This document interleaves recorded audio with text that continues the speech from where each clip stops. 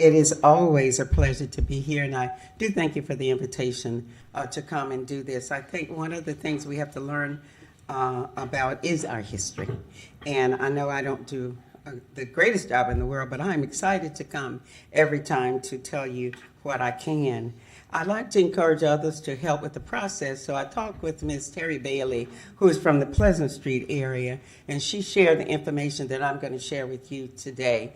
I think we'll often hear the names of communities, but we don't really know the people in them and what they mean to Gainesville. So that's why I have chosen now to bring you up to date on that, and I'm starting today with Pleasant Street.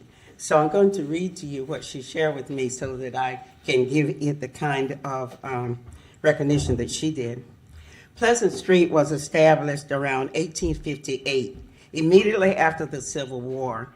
It is the oldest continually inhabited Black neighborhood in Gainesville. Its past and present residents have included skilled laborers, domestic workers, artists, activists, and professionals living and working side by side.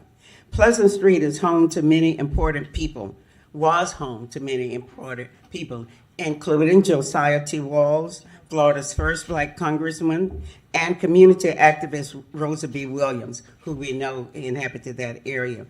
She was the first African American to obtain a library card in Alachua County and the first vice president of the Gainesville branch of the NAACP. Some of Gainesville's most significant historic buildings still stand in Pleasant Street, including the Dunbar Hotel, which we know was the hotel that James Brown and all of them inhabited when they came to the Cotton Club Museum.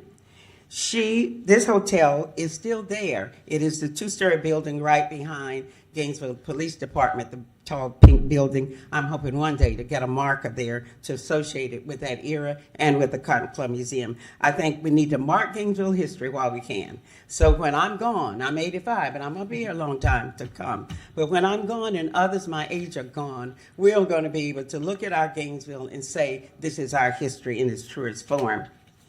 One other thing about this is the businessmen, musicians, educators, and all of them lived there. And Union Academy was a building that is now called the Rosa B. Williams Building. We know that this was the school for Black children was established there in 1866.